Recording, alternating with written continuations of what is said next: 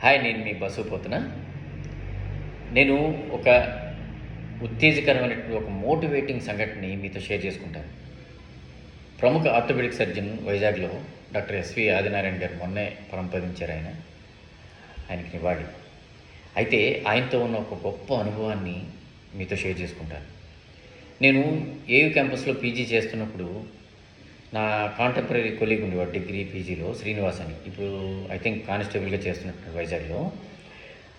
ఒకసారి నేను క్యాంపస్లో ఉన్నాను. అరౌండ్ 9-9:30 అవుతుంది ఈవినింగ్. అయిన తర్వాత ఒకసారి కాల్ వచ్చి, బస్సు గారు నేను పడిపోయాను, చెయ్య కొంచెం స్వెల్లింగ్ వస్తున్నట్టుంది, ఒక్కసారి హాస్పిటల్కి వెళ్ళాలి రండి అని. వెళ్ళాను గబగబా. వెళ్ళి రూమ్లో చూస్తే చెయ్యం స్వెల్లింగ్ వచ్చేస్తుంది అలా. అరే వస్తుందని హాస్పిటల్కి వెళ్ళాం. రామా టాకీస్ దగ్గర ఉన్న ప్రేమ హాస్పిటల్కి వెళ్ళాము. వెళ్తే డాక్టర్ ఆదినారాయణరావు గారు ఉన్నారు. ఆదినారాయణరావు గారు వెళ్ళి, సార్ ఇలాగా నేను మా శ్రీనివాస్ సార్ పడిపోయాడు, కొంచెం చెయ్యి స్వెల్లింగ్ వస్తున్నట్టుంది అని. అయితే అన్నారు. అంటే కాదు సార్, ఇలాగ నేను ఎస్ఏ సెలక్షన్స్కి వెళ్దాం అనుకుంటున్నాను, ఫిజికల్ టెస్ట్ అది ఉంది సార్. అయితే అన్నారు. కాదు సార్, చెయ్యి స్వెల్లింగ్ వచ్చేసింది కదా, అందుకని నా ఫిజికల్ టెస్ట్ అది కష్టం అవుతుందేమో సార్. అయితే వెళ్ళి చెయ్యి అన్నారు. మాకు అలా మాట్లాడుతుంటే షాక్ మే షాక్, ఇదేంటిది ఇలా మాట్లాడుతున్నారు ఈయన అనుకుని కాదు సార్, అది హై జంప్ ఇవన్నీ ఉంటే చెయ్యి అన్నారు. ఏంట్రా ఇలా మాట్లాడుతున్నారు ఈయన అని అనుకున్నాను. తర్వాత ఏమైంది, ఆయన ఎక్స్రే రాశారు. ఎక్స్రే తీస్తే దాంట్లో లైట్గా ఎయిర్ బోన్ ఫ్రాక్చర్ అయింది.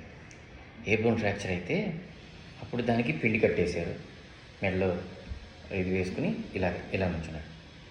అయితే ఓ 2 రోజుల తర్వాత జరిగిన ఫిజికల్ టెస్ట్లో ఏమైంది తెలుసా? ఐ థింక్ ఆయన టెస్ట్ క్వాలిఫై అవ్వడానికి 1.2 మీటర్స్ దూకాలి. శ్రీనివాసు ఇలా పెట్టుకునే దూకాడు.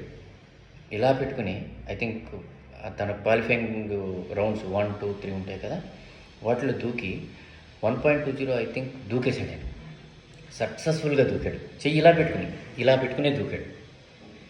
దూకి తర్వాత కూడా ఇంకా ట్రై చేస్తుంటే అక్కడ ఉన్నవాళ్ళు ఎగ్జామినర్స్ ఉంటారు కదా, వాళ్ళు చెప్పారట, ఒరే నాయనా మేమే చూడలేకపోతున్నాం, నువ్వు క్వాలిఫై అయ్యో ఆల్రెడీ, ఆపేసే అని.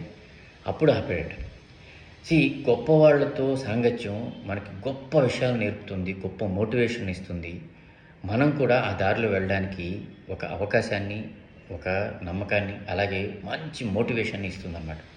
డాక్టర్ ఆదినారాయణరావు గారు పద్మశ్రీ కూడా తర్వాత వచ్చింది. కొన్ని వేల జీవితాలు, పోలియో జీవితాలని